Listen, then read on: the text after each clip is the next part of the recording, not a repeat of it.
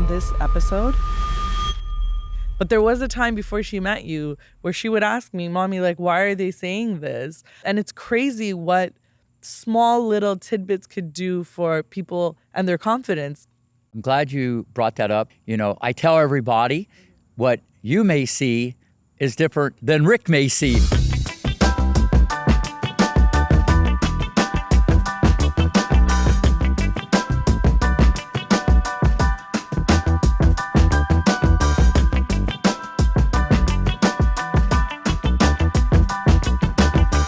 Hey guys, welcome back to another episode of This Is My Why, and I'm very excited for our guest today. He is a very, very popular coach, trainer, all things extraordinaire tennis. Like, I don't even know where to begin, but I'm going to start off by introducing the legendary coach, Rick Macci. Thank you for being here.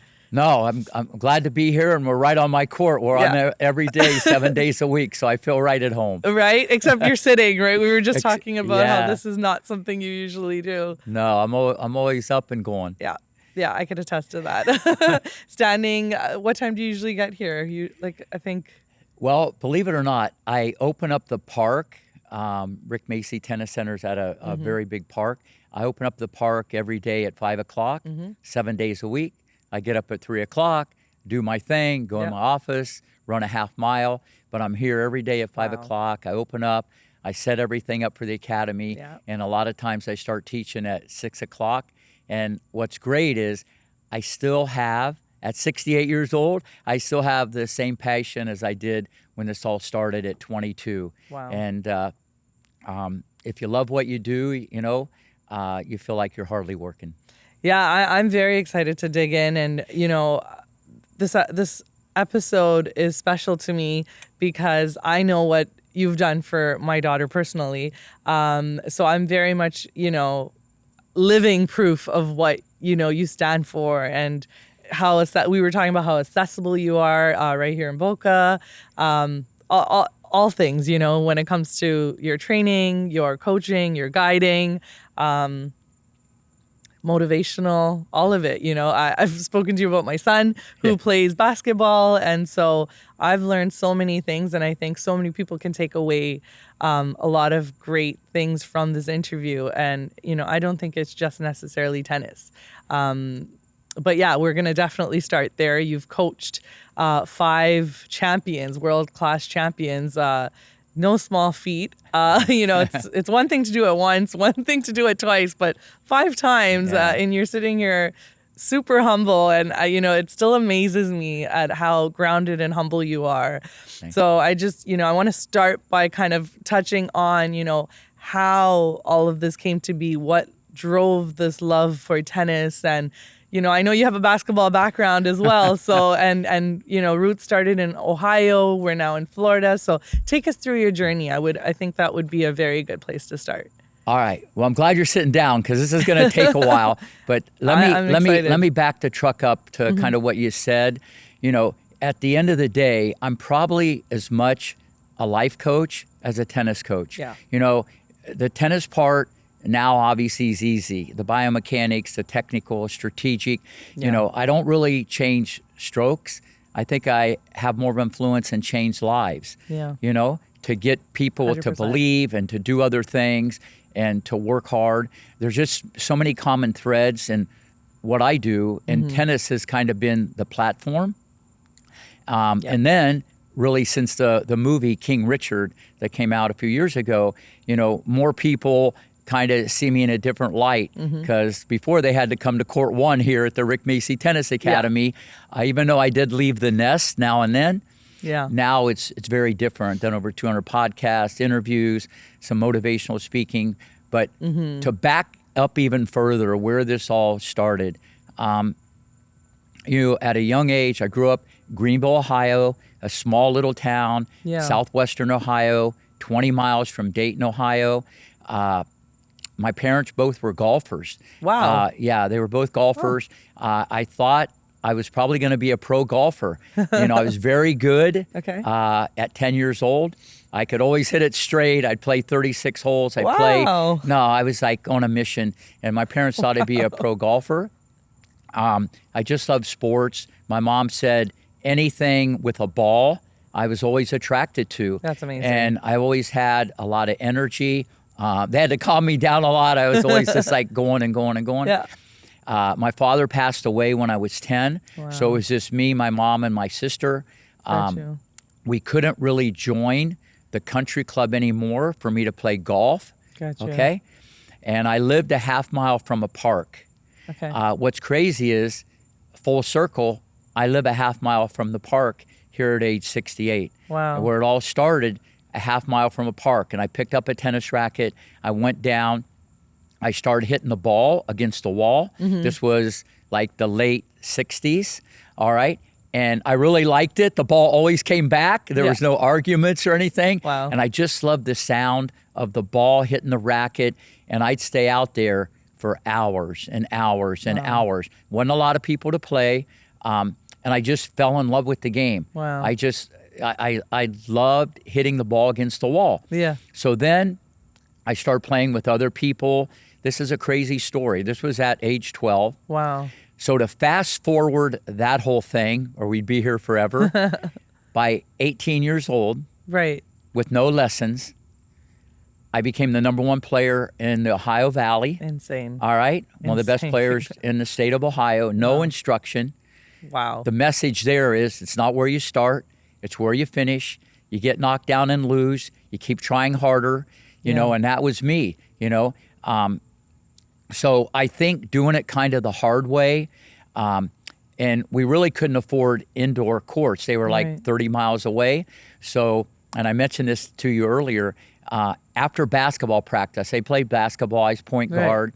I'm in the Hall of Fame for basketball. I saw. I could see things, Wow. you know, and that helped me in tennis, anticipation, footwork. I could see things before they happen. I'm always the type of guy to figure things out to the point where I'd go to the movies with my friends and we'd sit down and like a minute into the movie, I'm telling them how it's going to end and they'd never want to sit with me. So I'm there eating popcorn alone and they're somewhere else because I'd always want to figure it out. Right. And it was just something inside of me that I just like doing that. Yeah. But back to the basketball, after practice, after going to school all day, everybody go in the shower, and I bring out my T2000. They don't make those anymore. That's what Jimmy Connors used. We had the same haircut. That's about it. And I'd hit against the wall for an hour until the janitor wanted to close, and I would just hit ground strokes. Then I'd jog home. We lived a half mile from the school. And then my mom would bring me back, and I'd hit against the wall at 8 o'clock at night, and she'd have the lights on behind me, and I'd just be hitting ground strokes against the wall.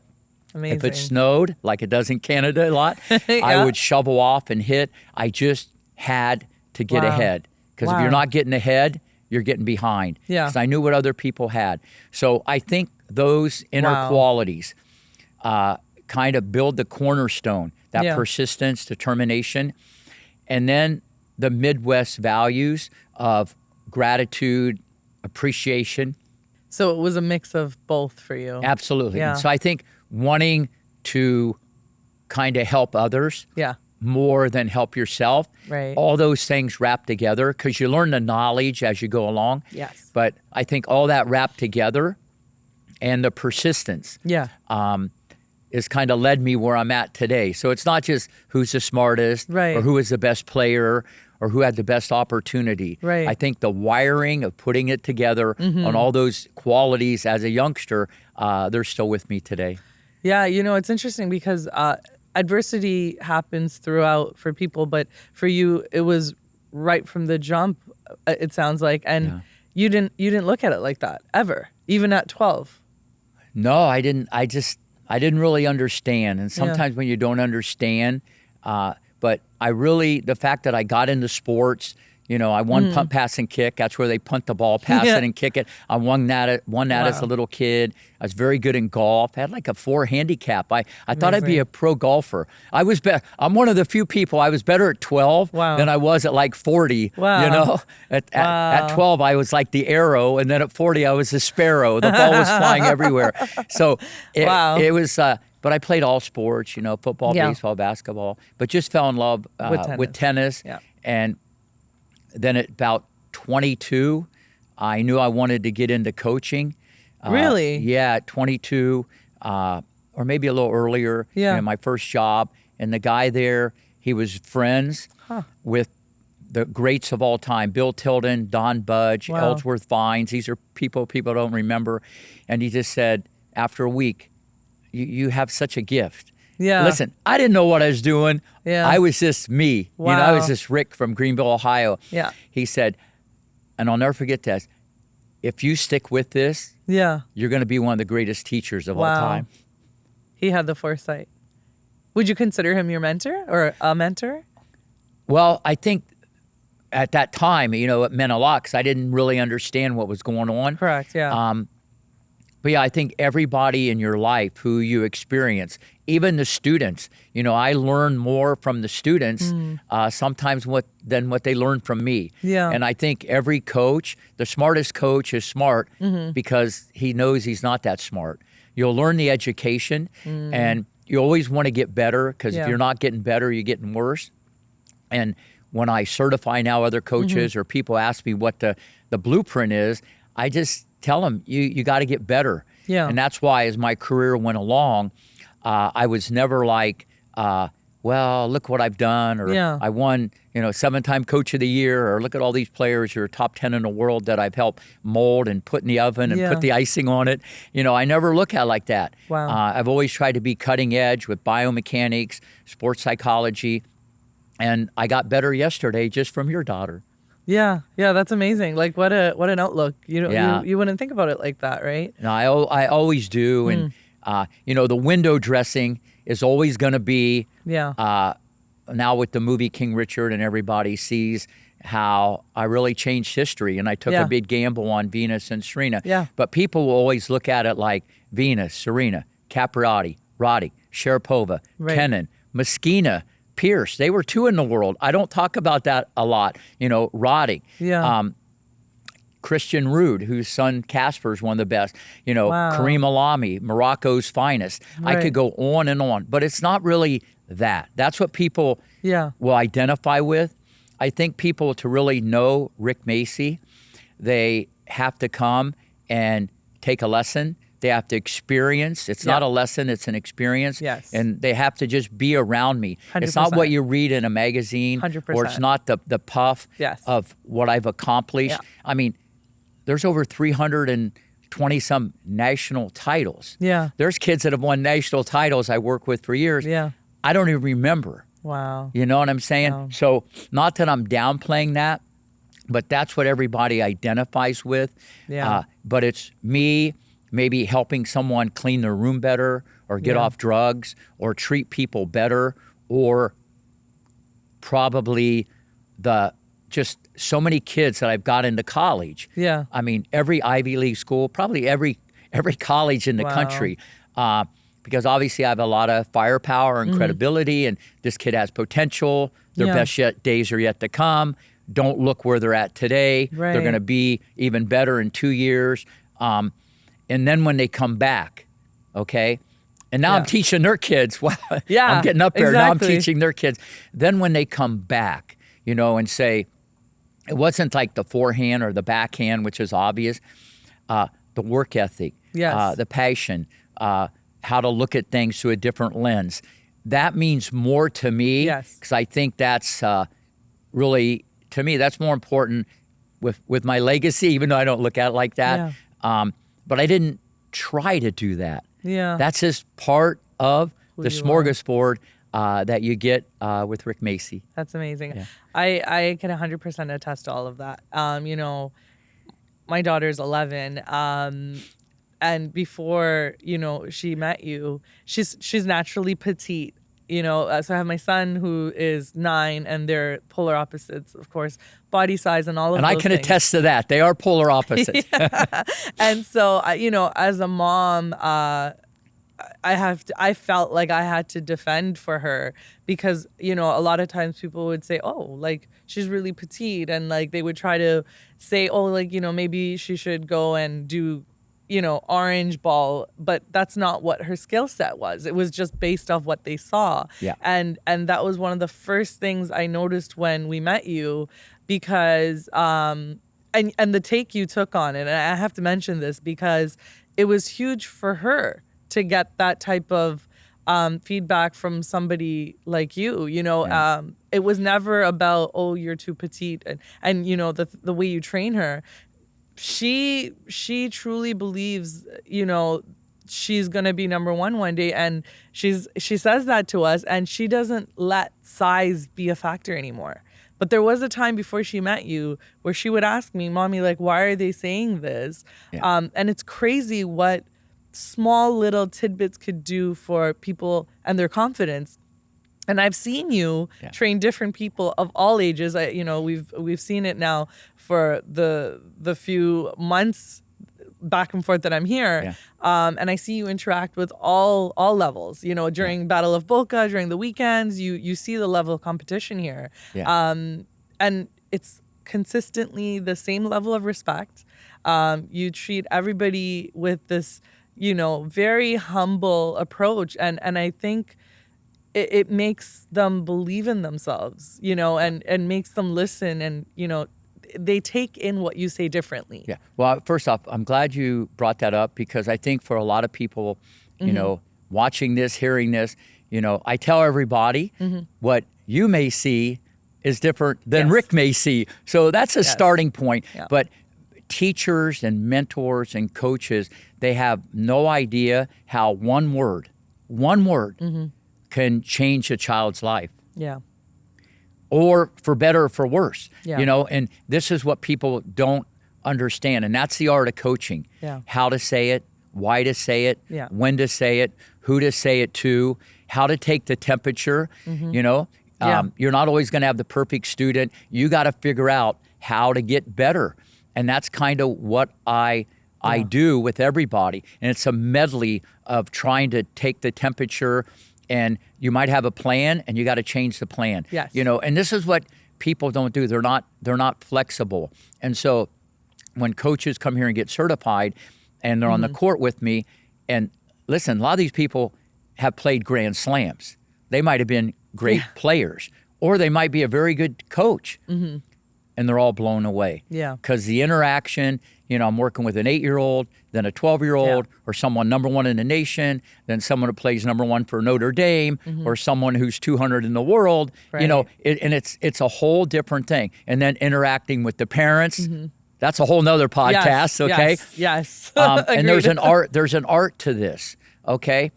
And most people, when they have success, okay, they think they know it all, or they talk down to the kids, or they don't really understand. Yeah. And this has worked for me, okay? And at the end of the day, this is the most important thing, because you're a role model. And with a lot of kids, you're almost like a father figure. Yeah. You know what I'm saying? Yeah.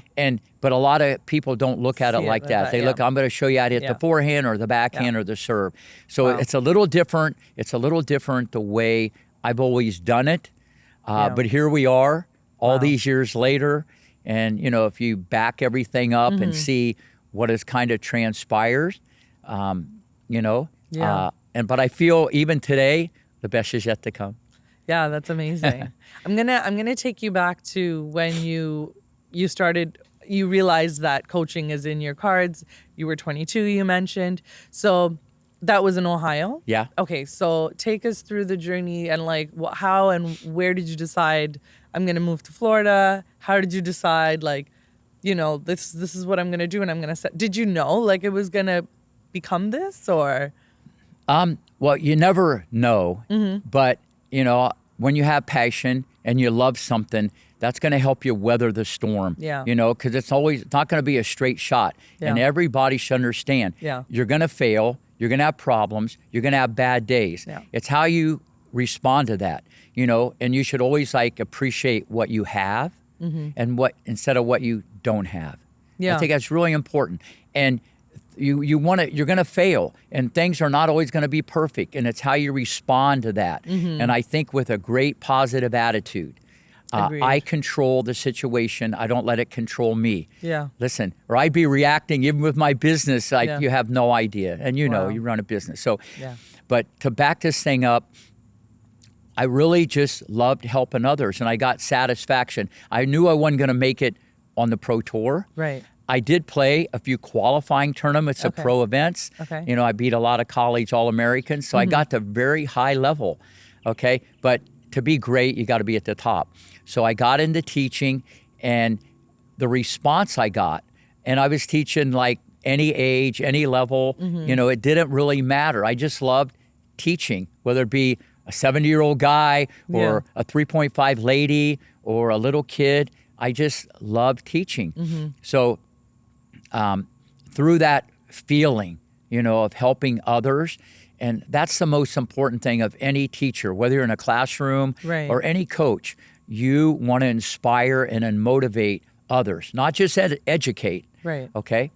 So that started in Ohio, about 20 miles from Greenville, Ohio, Troy, Ohio. That's where it all started.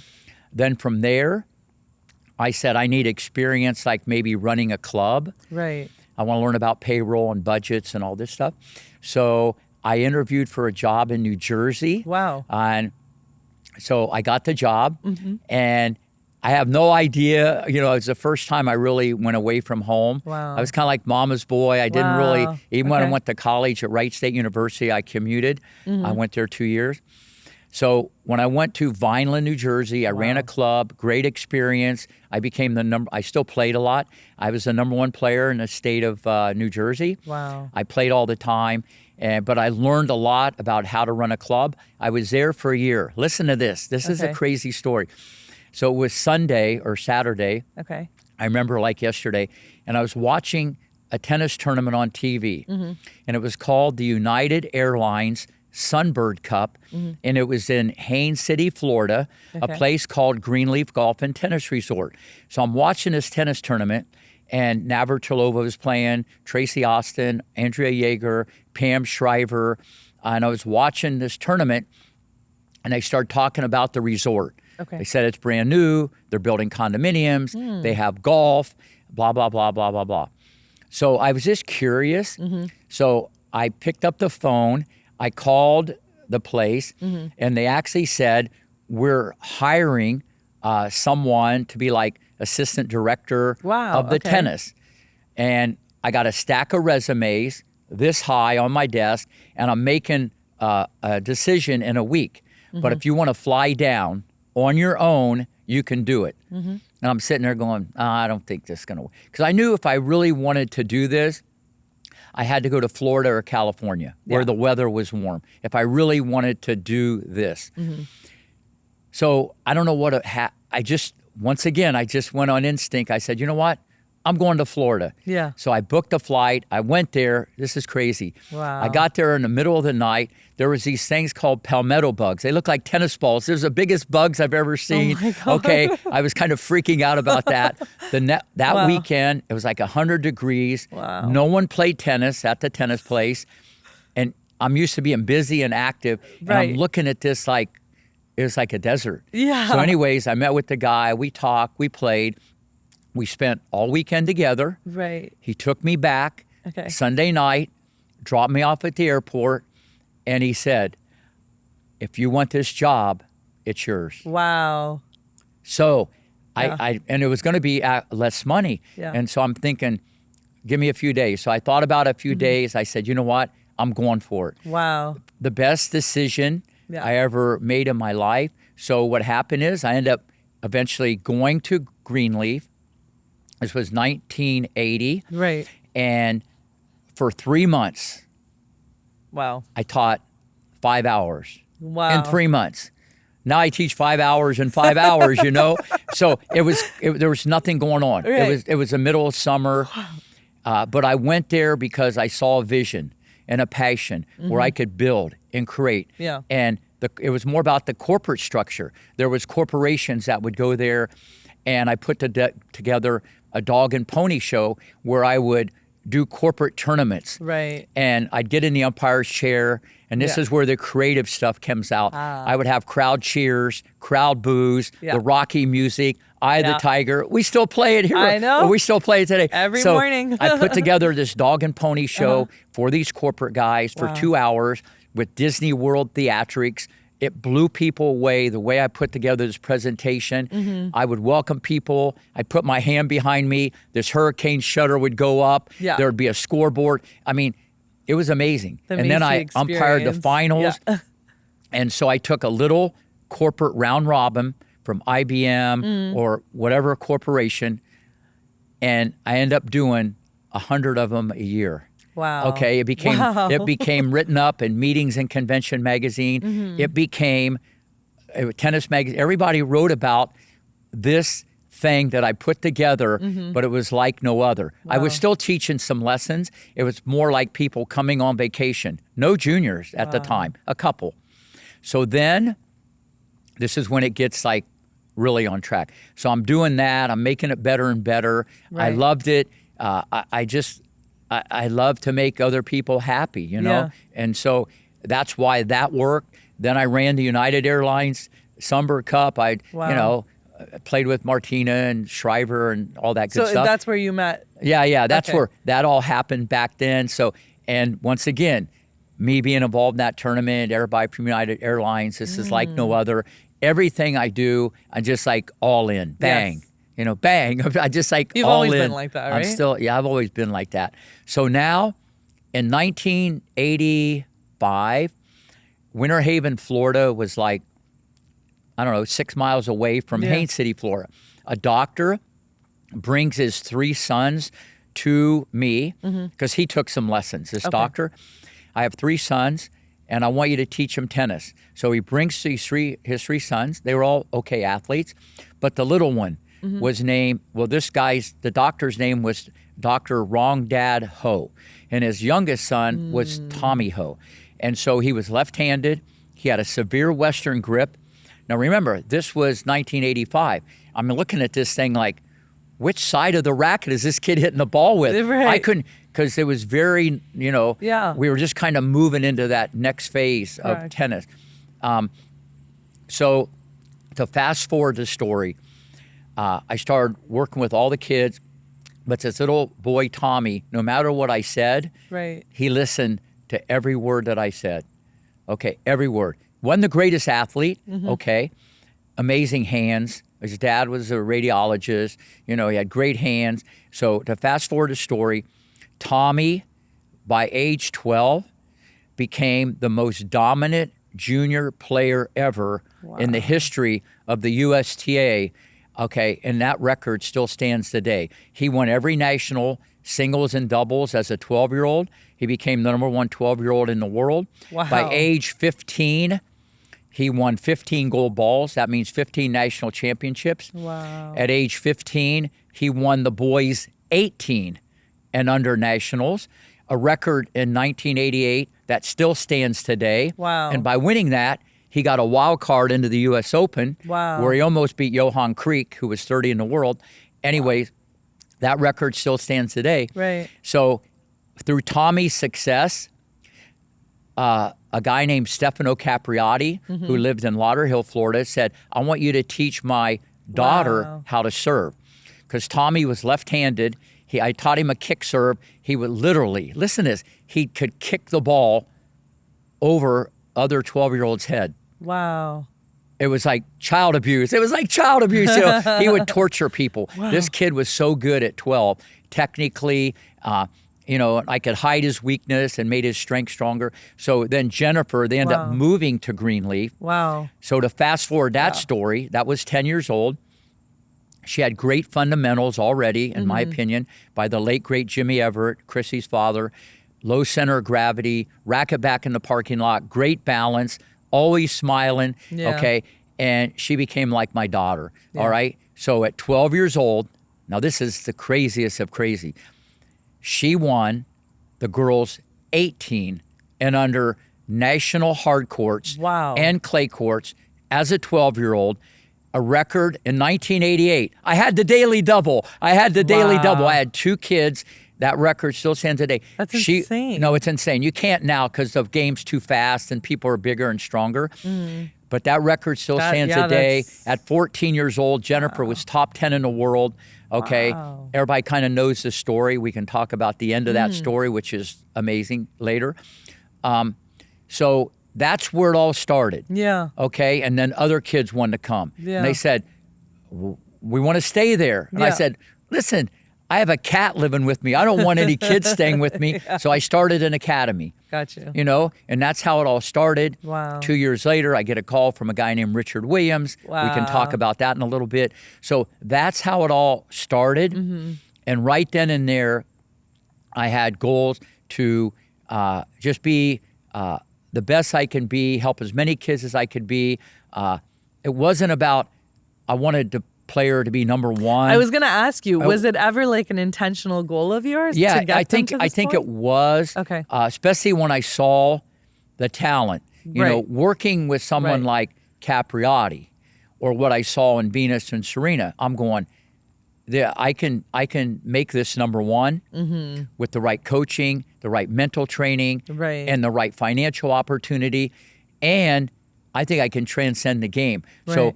listen, once again, finite focus is different. See, right there is different than there. When Right. you're locked into something and you're on a mission, Right. and you never give up, all my energy went into not only helping everybody, Yeah. but especially when you take on a project where you think you not only can change someone's career, but you can change the whole sport. So that's kind of how it all started.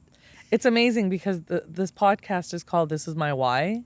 And usually I ask a question of, like, what is your why? But your entire story has been living your truth of, serving and connecting that with tennis, which is your passion.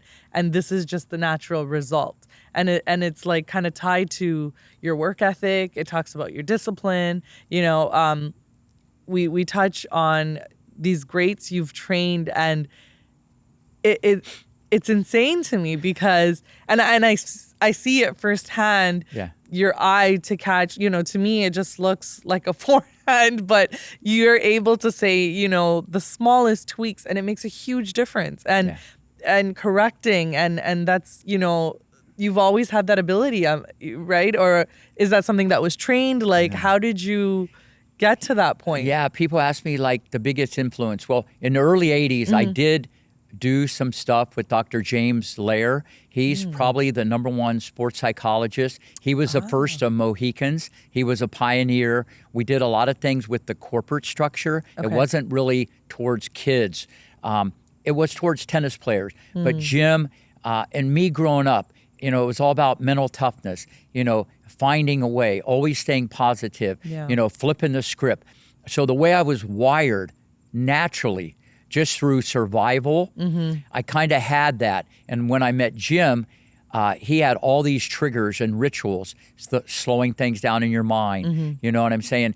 And it just, that part helped reinforce. I'm going, wait a minute. Yeah. I'm already doing a lot of this. Yeah. But here he was, Wow. like, a PhD and the best of the best. And so he was really the biggest influence. But from a tennis point, it's really been nobody other than Dr. Brian Gordon, who I work with now on Right. stroke mechanics, but that was later in my career. Right. Because his science and his background, he has his PhD in biomechanics. He did his thesis on this stuff. And then with me, how to explain it to the normal person instead of just flying over your head. Yeah, it's a lot of huge, terms especially and technical. because how I talk to a 6-year-old is different than your daughter and different to someone 22 on the pro tour. Right. So I think how to communicate it is the key.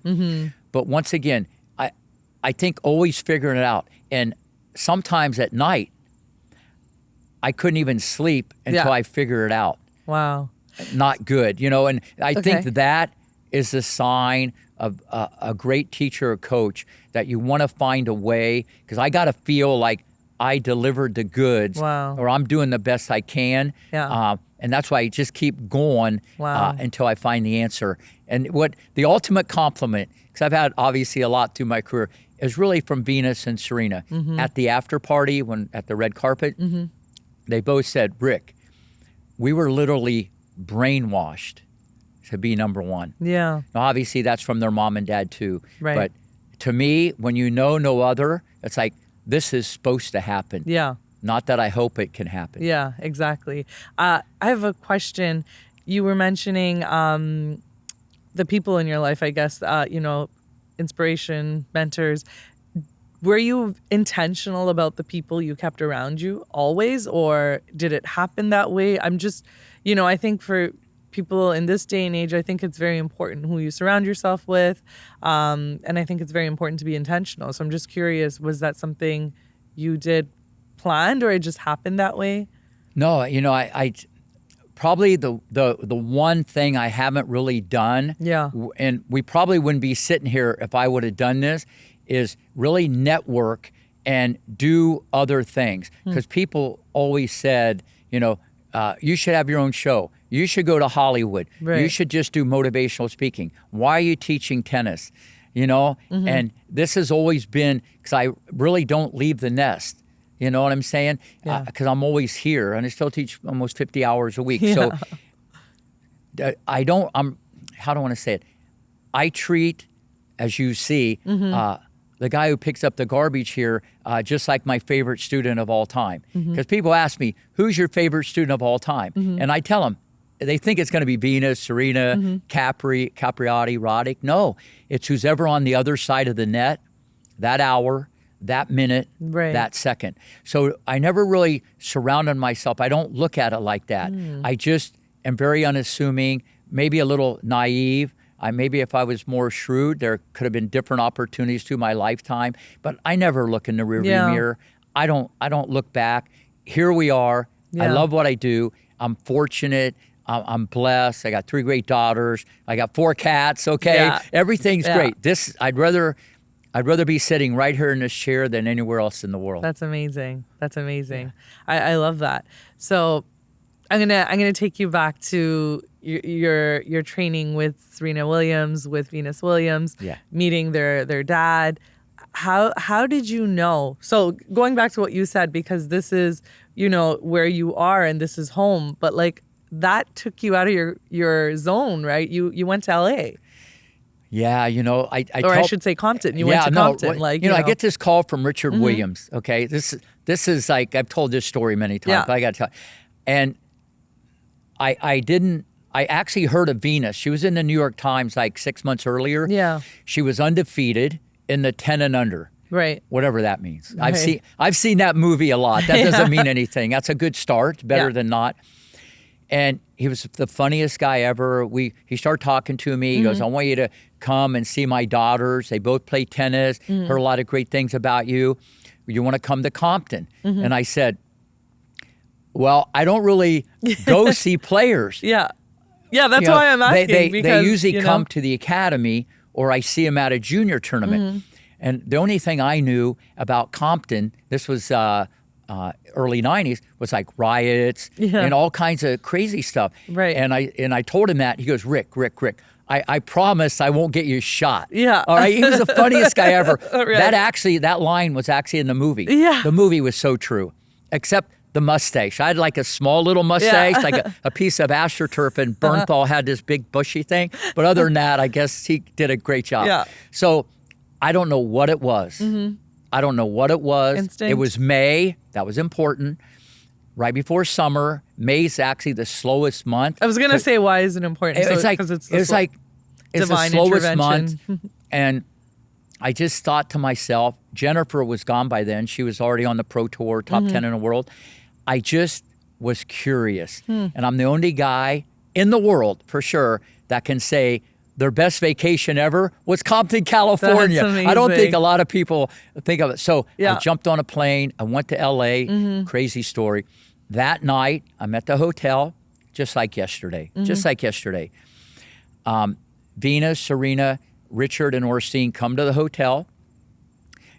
Venus on one leg, Serena on the other, hugging and kissing, Aw. just like you saw in the movie. Yeah. Okay? Yeah. And Richard, he pulls out a piece of paper.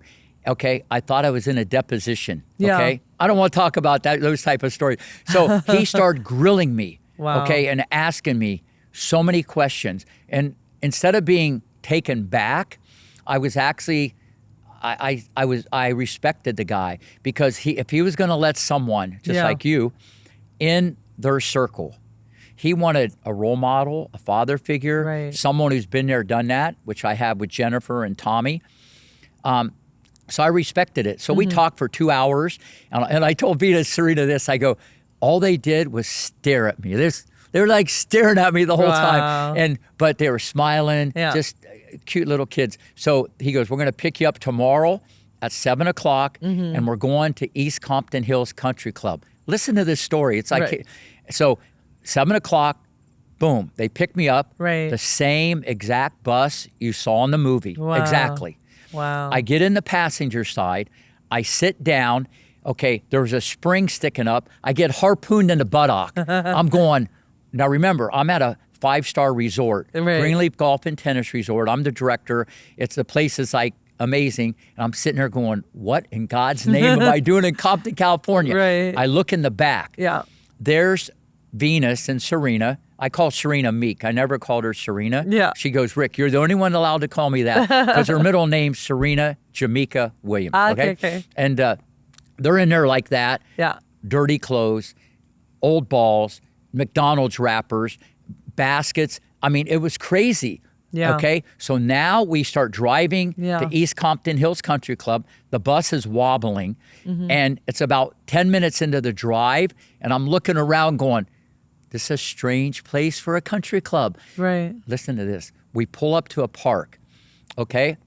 There's people passed out in the grass. It's 7:30 on a Saturday. Passed out in the grass, smoking. You can smell marijuana everywhere. People drinking, playing basketball. Wow. We get out of the van. Now remember, this is 1991. They go, hey, Richard. Hey, King Richard. Now this was 91. Right. And I'm going, who calls somebody king, you know? So we get out, we're carrying all this stuff. We had to go across the basketball court to Right. play on the court. Okay, it parts like the Red Sea. And they're going, Wow. hey, VW, hey, Serena, because the New York Times was there earlier, like Right. 4 or 5 months. And so they were like little celebrities, these two little African-American girls in Compton. So everybody there Right. kind of took care of them. Yeah. Kind of like the movie, okay? So we go across the Amazing. basketball court. Yeah. It parts like the Red Sea. I'm going, this is insane. We go to the court. Me and you wouldn't play on it. Right.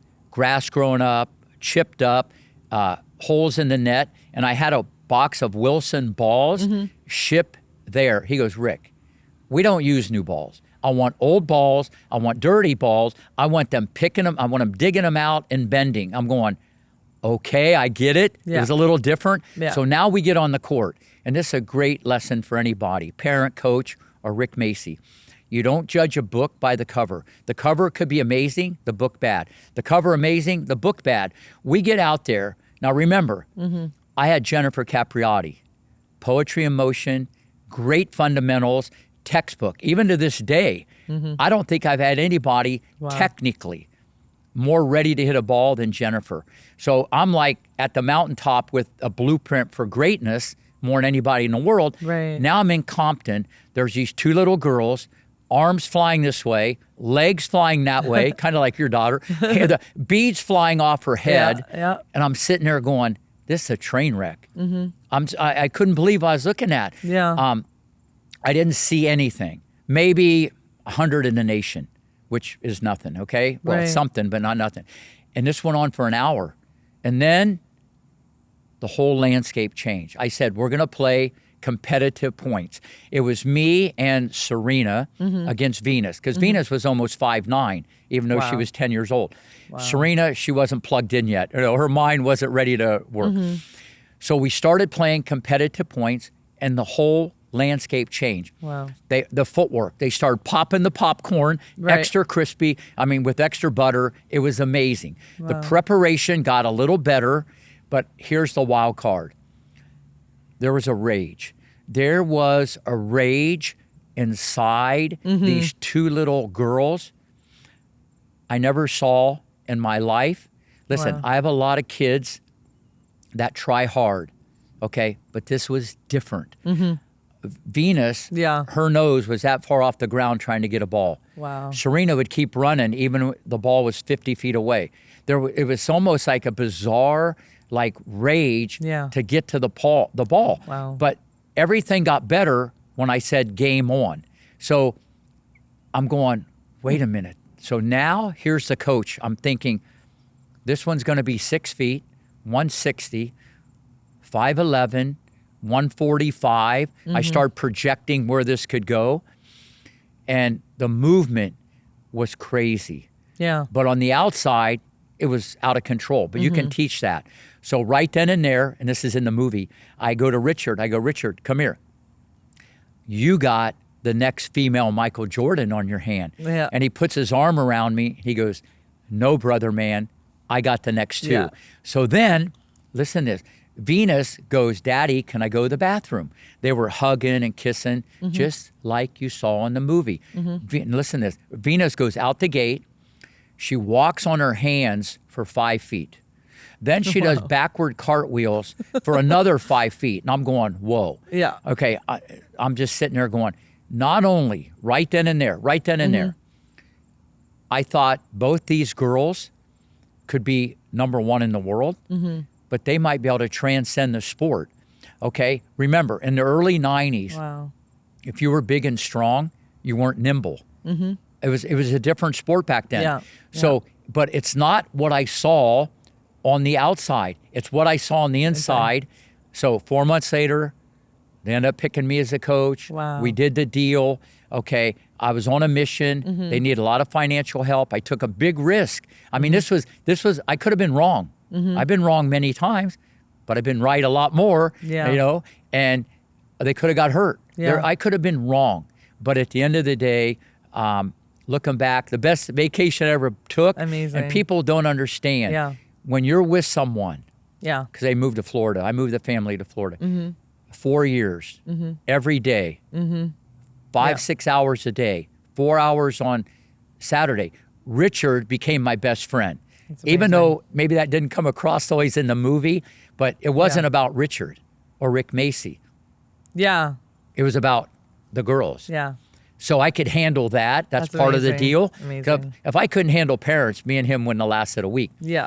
And Venus and Serena came like my own daughters. Yeah. And that's what I liked about the movie. It came across, it was more about making them the best they could be. Yeah. What a story. Crazy. I could say but I that didn't see it on the because- I didn't see it on the outside. Yeah. Because when we think of Federer, you go the forehand, or Roddy, the serve. It's what I saw on the listen. the inside. And I had a blueprint of Yeah. someone who was amazing, Yeah. Jennifer. This was, and everybody that watched them play when they came to the academy, they're no good. They're not that good. They're not that good. Other coaches, Really? agents, they couldn't see it. Yeah. What you may see is different than Rick may see. So, I've learned, you know, but I knew, I just knew. I just knew, and I Yeah. wasn't going to let go until I made it happen. And then I love that. And then I just knew, and then when in 1994, this is what people don't understand. Yeah. They changed the age eligibility rule. They called it the Capriati rule. They didn't want girls turning pro at 14 Okay. because they'd burn out. They didn't know Gotcha. how to handle the media. They had all kinds of mental health issues. Yeah. And so at 14, I told Richard, here's the plan, because they changed the rule. Either Venus has to play one pro tournament, or the next 3 years, it'll be like three tournaments, and someone's going to dictate to you how this is going to play out. Well, I knew Richard wasn't going to have it that way. And so here we are training, no junior tournaments for 3.5 years, okay? None, just hitting partners and Rick Macci, but failing, Yeah. missing, but getting better and better and better. I learned from that myself, actually, because Absolutely. I think in this day and age where you see parents and it, you know, to each their own, your kids, you guys do what you got to do. But I learned that, you know, putting this pressure isn't for everyone. And I think it's so important to let them kind of grow into it, you know, and I guess he had the foresight because he was letting them be kids. And, you know, when you watch the movie, you really resonate with that. I remember thinking, yeah, their kids. Well, Like, that's why I love Richard Williams, But back to the age eligibility. So I got her a wild card into the Bank of the West class. I literally didn't know what was going to happen. Yeah. She didn't play a match. yeah, Okay. But I knew people would go, wow. Yeah. I never saw someone that explosive, run like that, Yeah. big serve. Okay. Great competitor. Listen, she could have lost 0-0. She Yeah. could have freaked out. Moral of the story, she beats 57 in the world. crazy.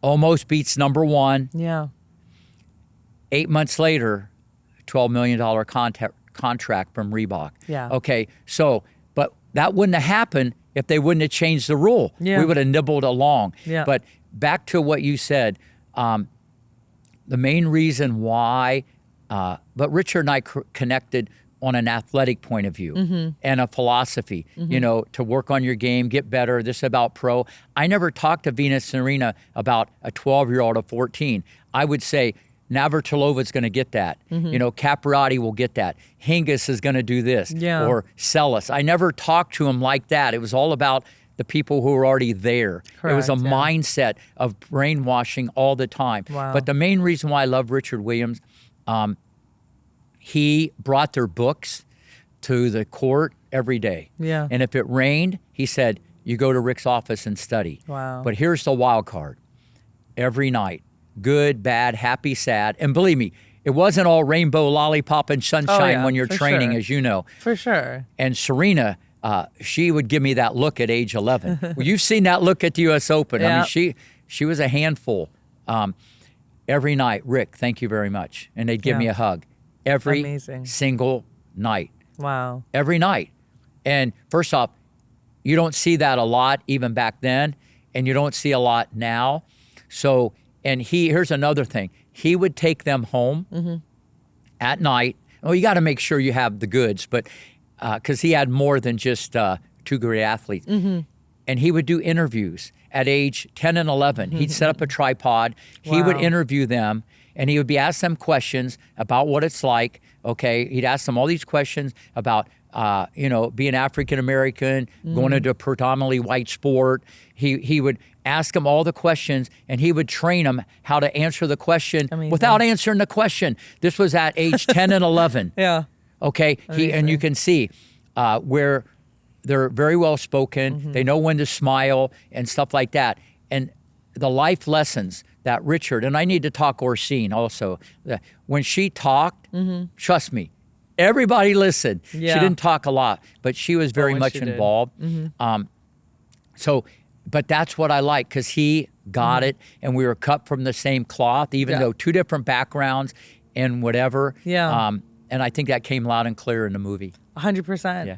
100%. And, representation, we could talk about what they did like outside of the tennis world for the kids watching, my daughter included. My daughter's a huge Serena Williams fan. Yeah. Like, I don't know if she would, be saying, I want to be a tennis player without that. Yeah.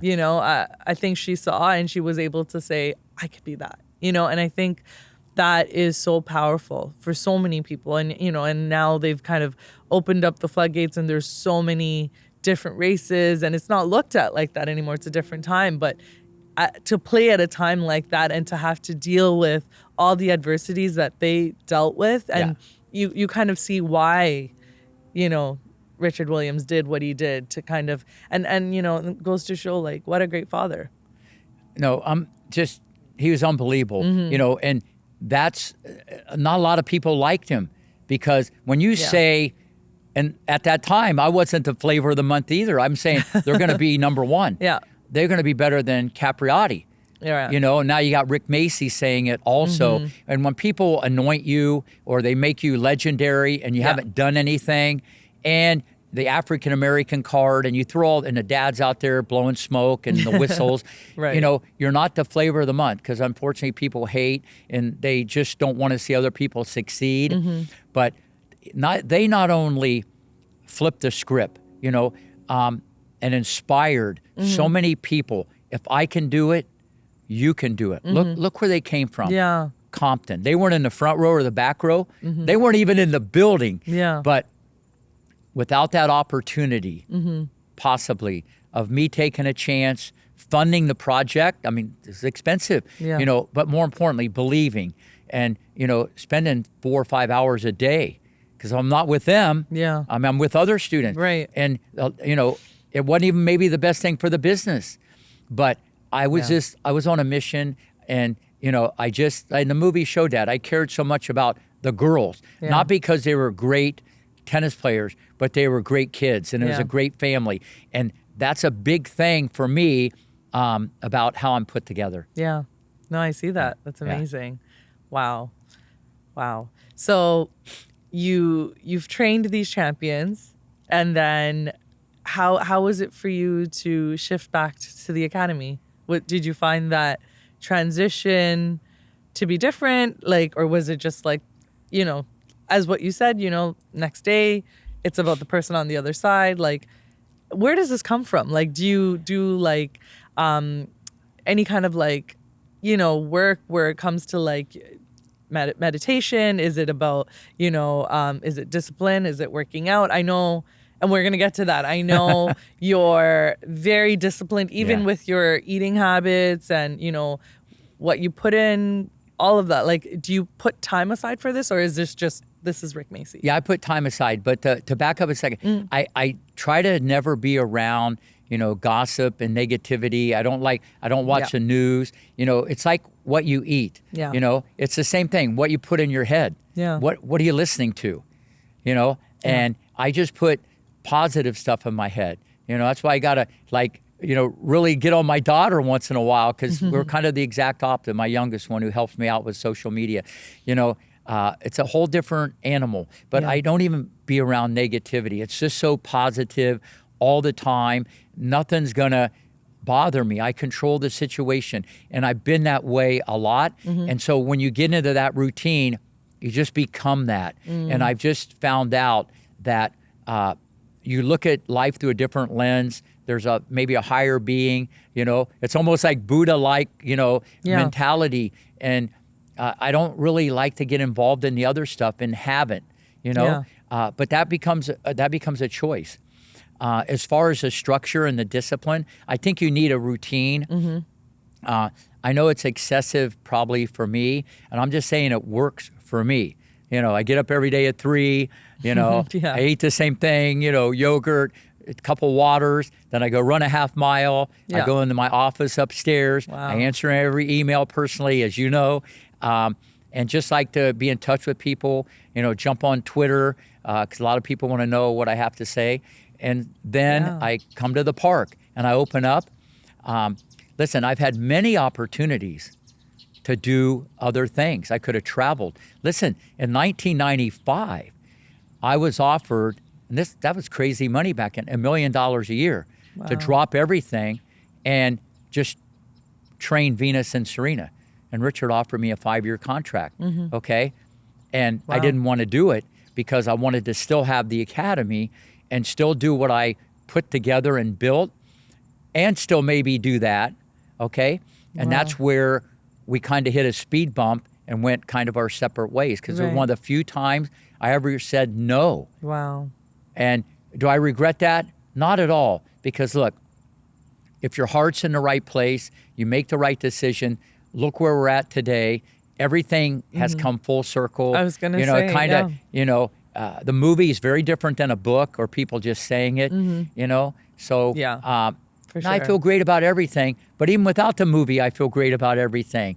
And I really mean about just helping anybody, anytime. People, I say all the time, I'd rather get the cake, make the ingredients, put it in the oven, put some icing on it, okay? Then if someone else wants to take it on the Pro Tour and travel, I'm not really a travel coach. I'd rather build the box than maybe sit in the box. Yeah. That's just what I do. Right. Other people, I'm not saying there's anything wrong with that. Yeah. And I've had that opportunity, not just with Venus and Serena, with many other pros. But if I leave and travel a lot, this doesn't work the way it has to work with my model. Yeah. Exactly. Yeah. Yeah, we were talking, just to touch on what your model is, we were talking about when I first reached out and I was speaking to the front desk and they said, oh, just call Rick. And I said, excuse me?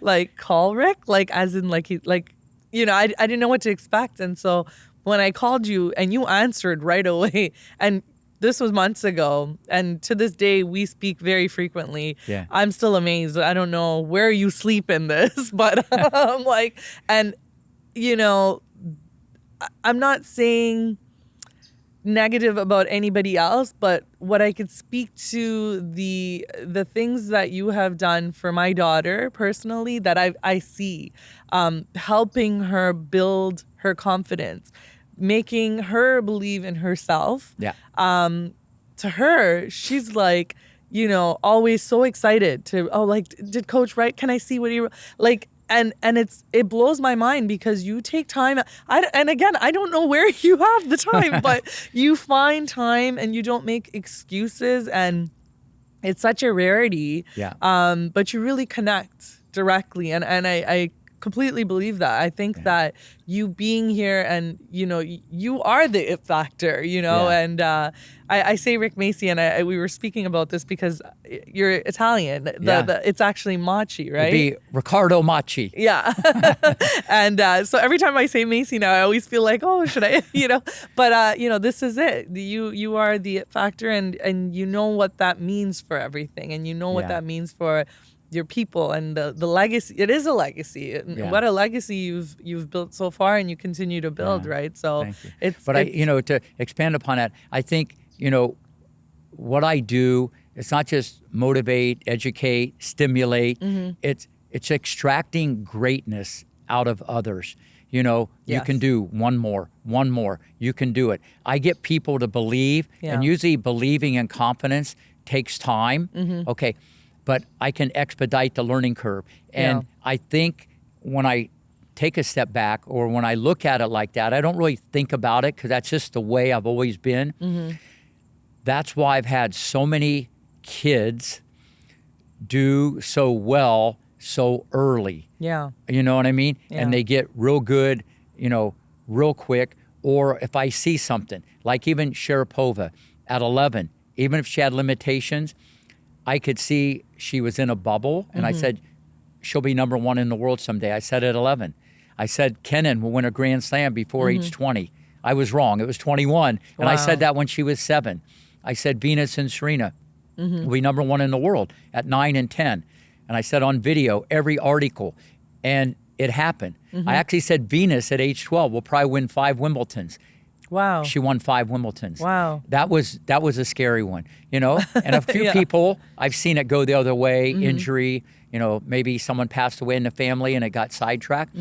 But with a lot of this stuff, I can feel at that highest level. Yeah. But I don't look at it like that. I try to extract greatness and get people to believe. It's okay to miss and fail and to go for your shots. And if you look at, especially a lot of the girls that I've trained, they all play the same, different body, different backgrounds, different everything.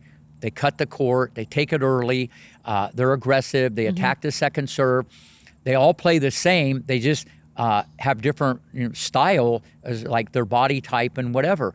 And I've always believed to teach courage. I've always believed no fear, because when the world's against you or you feel pressure, most people take a step back and they get tight. Yeah. And this is what, like I said, VW and Meek, Rick, we were like brainwashed. They became bulletproof. Listen, everybody chokes. Everybody gets nervous. Greatness just doesn't do it as much. And it's that positive mental attitude. Right. And I think, just like we talked about, I've never sat down on a tennis court in 30 years. Yeah. People say, what is that all about? Yeah. I don't know. Yeah. Okay. I don't have to sweep the sidewalk every morning. I don't have to open up. I don't have to put the balls out. I think it keeps you grounded and it makes you appreciate. And this is what works for me. And I think that comes across, that genuineness in the teaching. Yeah. And I think that's what inspires people to do more. And when you can get people to do more, they're going to get more. That's amazing. I'm gonna ask you, to do a reflection point and really kind of, like I said, I think this entire story is really your why, but what is it now? Like, what is your why now? Why do you keep going now? You could easily, be golfing if you're still into that, or whatever the case may be, traveling, but like you said, you have your routine. Like, what keeps you going right now? First off, great question. A lot of people have asked me that. First off, I'll never retire. Okay, ever. Okay. It could end right on this court. I don't know. So I just, what would I do? Drive around Boca in my car? I can only pet my cat, even though my cat I've trained my cat. You have no idea.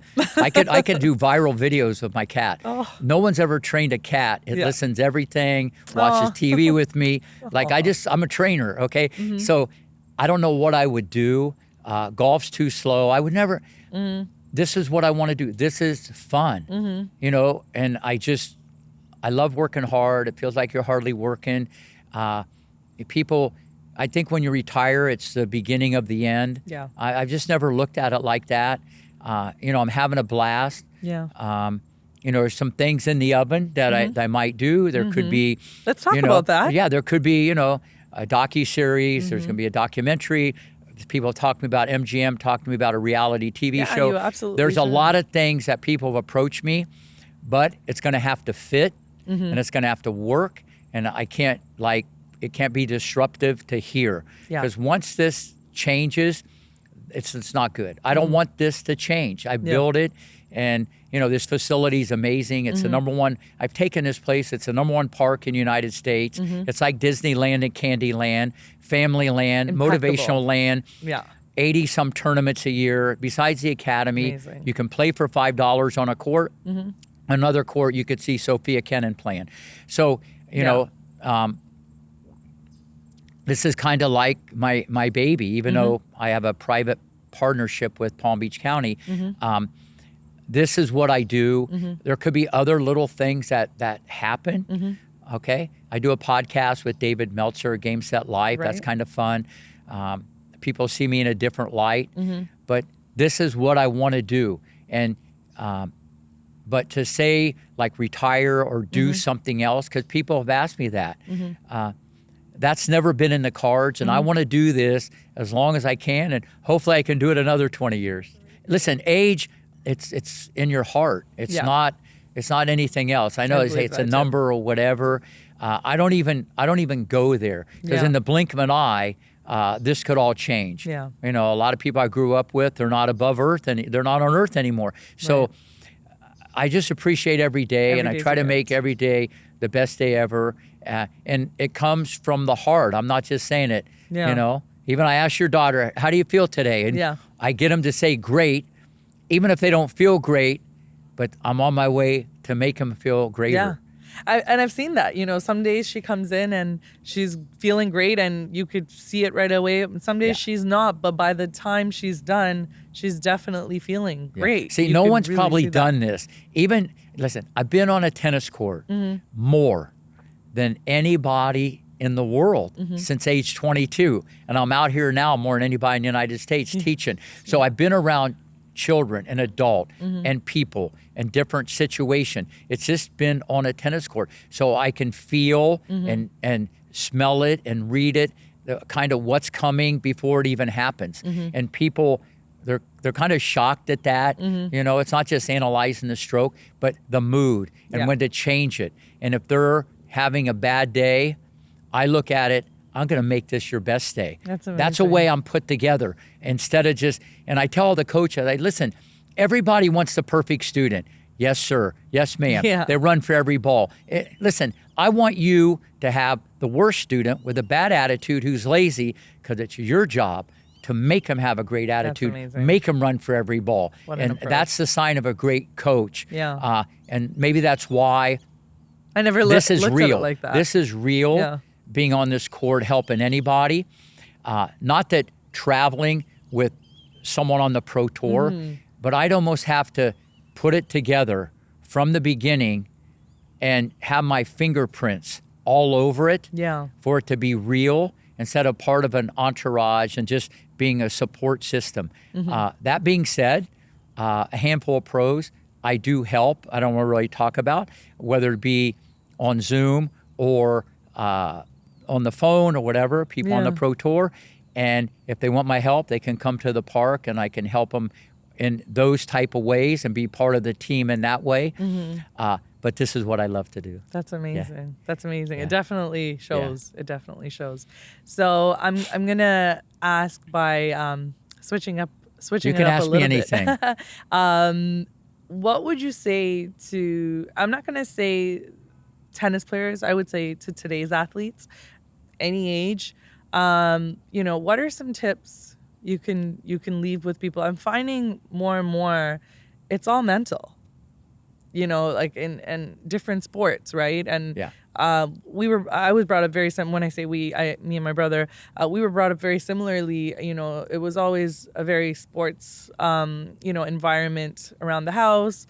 My parents played like different sports, and so we were just always geared that way, and that's how I raise my kids as well. Yeah. And I think it gives them purpose, it gives them discipline, it gives them routine, it teaches, all kinds of amazing things. But I'm finding more and more that, we talk about mental health these days, like, how and what do you think are some great things we could say to those that are watching, like the reason, I don't know if I ever mentioned the reason I loved doing these interviews is because when I was going through anything, I would always watch podcasts or interviews or just documents, documentaries of like what somebody's gone through. And by watching that, you kind of feel like, okay, like if they kind of overcame certain things, we can overcome certain things. Yeah. So like, what could we kind of say to these people that are like in a rut maybe, or, I love that you say, Tommy Ho, you said wasn't as athletic, but he broke all these records. Like, so why are we in this like age where we kind of are very judgmental, I feel. Yeah. And we put people into these boxes, What do you say to these things? No, first off, it's a great question. First off, nowadays it's like everything has to be done right away. And even though I'm kind of like that, I get things done very quickly. People judge very quickly. And, to be the best you can be, it's a long-term process. There's going to be many ups and downs. And for any parent out there, when you have your kid in any sport, that alone will teach them how to solve problems, how to handle adversity, how to fail, how to succeed, and to me, that's invaluable because there's just too many influences and getting worse with social media and everything that's out there. And the parents have lost a little bit of control. It's hard to put the toothpaste back in the tube, with the phones and all that stuff. So it's a slippery slope being a parent. So getting into sports, all kinds of sports, is a great tool just for your kid, just for physical exercise and learning the real world. And the parents have to understand the real world. Yeah. You got to understand that it's a real world, and it's okay to have problems and disappointments. It's how you handle the problems. And I think when the kids are around positivity, and they should watch as much motivational speakers. And there's obviously a lot on YouTube. This is what the kids should be watching. Yeah. They shouldn't be watching as much TikTok or crazy stuff on their phone. Make your kids watch motivational stuff. It's like I said earlier, it's like the parents are concerned what they eat, what they put in their mouth. Why aren't the parents as concerned what they put into their brain? See, everything we hear goes into our subconscious. Even when we were at birth, it's in there. It maybe doesn't always come out, but it's in there. Yeah. So why not put more positive stuff in your head, on a regular basis? And this is what you want your kids to hear, because they're going to get their fair share of negativity at school from other kids, what kids say. People have feelings. When you're a young kid, your brain's not fully developed yet. The brain can't reason. So the kids are so influenced by all this stuff. And I think the parent's job, positive mental training just by watching stuff on YouTube, inspiring. One little thing can flip the script. Yeah. And so all these motivational speakers, people we've had in the podcast. We had this guy on our podcast, no legs, one arm. I remember, yeah. Okay. And the guy signs 1,000 autographs by putting the pen in his mouth and signing it. Or eats his food by putting a spoon here and feeding himself. Or he Right. can skateboard down a mountain on one little stub.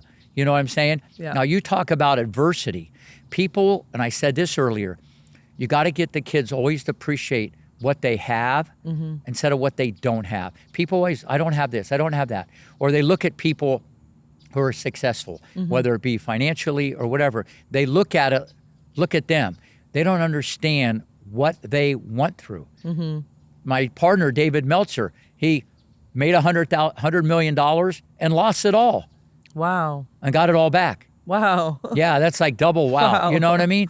So it's not all about, I'm not saying it's about the money. I'm just saying everybody has story on story on story and failure. And you're Wow. going to knock on 100 doors. You know what that means? You got to knock on 101. Yeah. This is the persistence that parents have to teach their kid. You got to teach them the failure. But the problem is the kids react, they get emotional, they get defensive, they freak out, Yeah. they retaliate. Yeah. It's one of those type of, the bullying is more, and you got to teach your Yeah. kids that this is part of the journey and here's how to respond to it. So I think the more things they can watch and be exposed to, and all this motivational stuff to me is so powerful. It can help you look at things very differently. Then eventually, we all make choices. Yeah. And everybody makes bad choices. Then what happens after that? It's solving the problem. So that'd be my advice to any parent. Yeah. It's not going to go like this your whole life or the kid's sure. life, but you should prepare them. Here's the best way to look at it, because looking at things through a positive lens, okay, or an opportunity to get better. I tell all the kids, and you've heard me tell yours, you didn't miss the shot. We're just going to find a better way to do it better. Yeah. But when you miss or fail or lose, I'm a loser. I failed. No, it's an opportunity. You know what I'm saying? Yeah, just like for sure. Alcaraz. He'll learn from the last loss, just like Djokovic did from Wimbledon. You know, opportunity to get better, how to look at it better. Because the way they're wired already, that's what I sent out to everybody, the way he was going to respond. Not because he won. I knew he'd respond like that. But someone who's more negative or looks at it differently, I didn't play as good, they start going the other way. Yeah. And some people, unfortunately, they disappear. That's Yeah. how bad it can get. And Yeah. it's the mind controls the body. And, you know, tennis in life is a game of inches from one ear to another. Yeah. Beautifully said. Yeah. Beautifully said. What about for the athletes that are, you know, they could be in their teens, they could be in their 20s. It could be for even like those that are already in the top 10. Like, what are some things that you would recommend to kind of get out of that rut? Like, so I call that the stuck emotion, right? You're going down that rabbit hole and you're just like, so like how and when do you stop and you say, okay, come out of this? Like, and I could say that for business even, right? Like, Yes. you know, you hit like a bump and you're just like, okay. And then sometimes it takes a few days, sometimes it takes a few weeks. You know, and for me, like, I know my outlet is usually trying to find like others that have done it and just kind of watching their stories, and it gets me going again. But I don't know if that's the case for everybody. So, you know, what are some of your tips?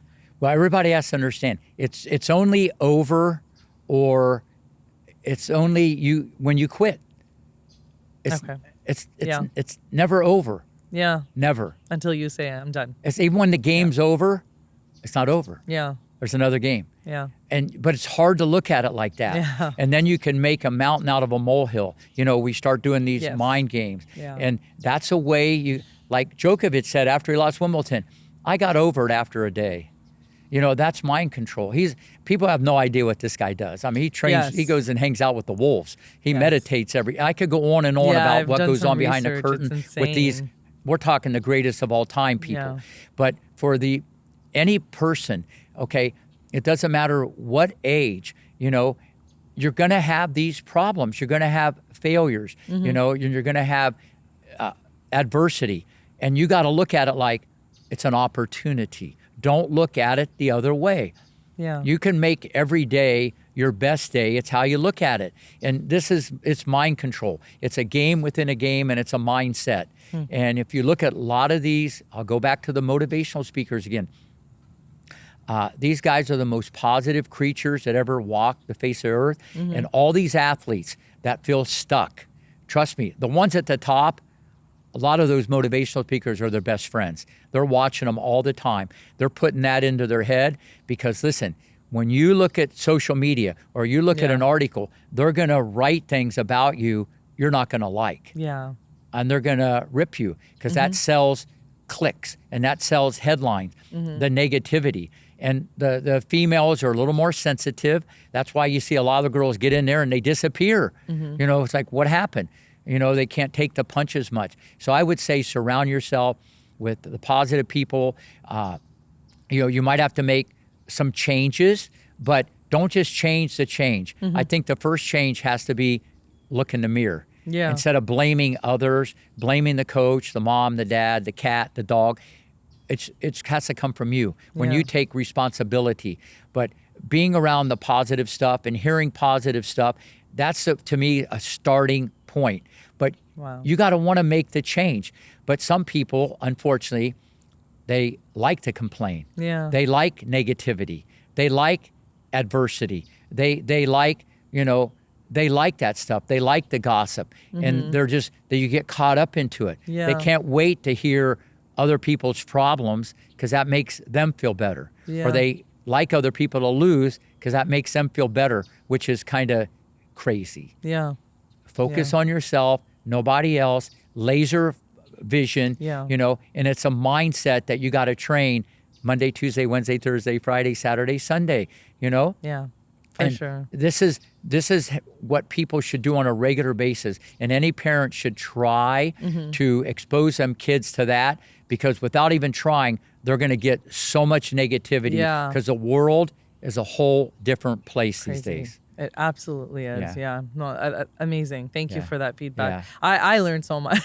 I'm just like taking it all in. So that's great advice.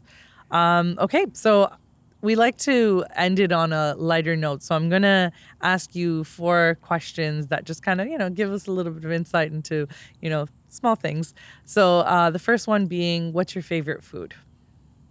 That's easy. Chicken.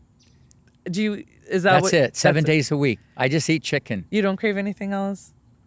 No. Curiosity, nothing? No. Okay. I used to, but really the last 15 years, all I've eaten is chicken. Okay. All right. And but I'm not chicken. Is there I got a lot of courage, but I'm not a chicken. I tell my students I eat chicken, but don't be one. So anything in particular? Would it be a chicken salad, chicken sandwich? I'll have a Caesar salad. I eat a salad every day, eat chicken, and probably have 10 bottles of water. I'm just okay, my name is Richard Allen Macy. Like my daughters call me Richard Alien Macy. They say I'm so structured and so disciplined. It's kind of excessive. It just works for me. Yeah. Listen, I think you should eat all kinds of stuff. It just works for me. Yeah, what works for you. There's nothing wrong with that. Okay. Favorite country to visit? My favorite what? Country to visit. Or if there's a place you've wanted to visit. Right here on this court with you. No, I'm not a big traveler, No, to say I want to go here or there, that's never, That's okay. I'm not really like that. But if I do travel, obviously it'd be to a Grand Slam. Yeah. But I don't really have a favorite country. Okay. That's okay. What are some of your favorite hobbies? Hobbies? Nowadays I don't have even a lot of hobbies. It used to be golf, but it's way too slow. I quit doing that. Okay. When my mom passed away 6 years ago, I used to play with her when she'd visit. So I never played golf since then. There was no, it's just too slow and I got too much to do. I guess if you call it a hobby, Okay, it's just watching any sport on TV and just hanging out absolutely. with my cat. I really don't have another hobby at this stage of the game, Yeah. but it used to be golf. That's amazing. Yeah. Okay. Last question. If you could be anywhere, and I think I know the answer now, if you could be anywhere at this moment, where would it be? We're here. I Yeah, love no, that. listen, I love that's that. just the way I am. Yeah. You know, it's like right here, right now, all in. Even I think that article I sent you, that Bernthal said, the guy who played me in the movie, extremely focused and the inner strength of Rick Macci.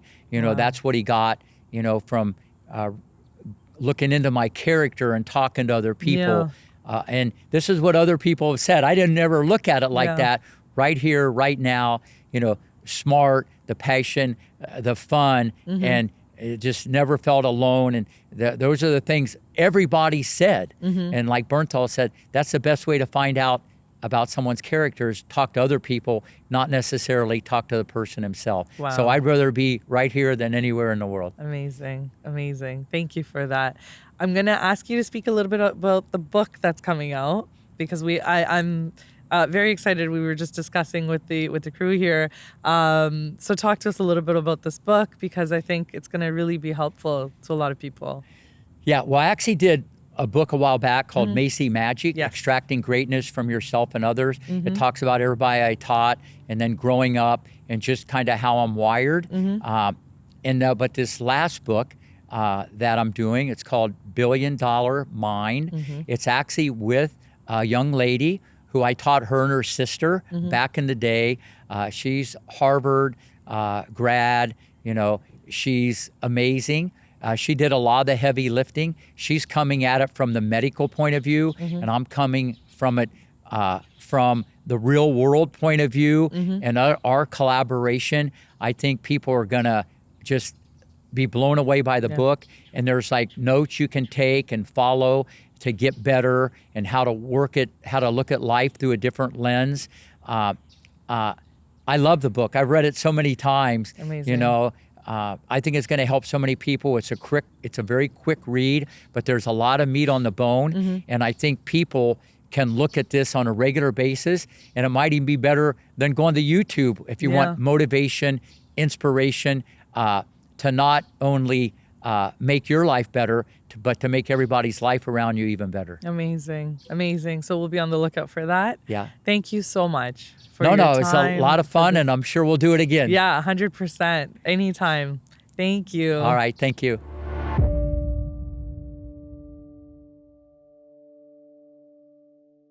The only thing that bothers me, this is the longest I've sat down on a chair and my butt is sore.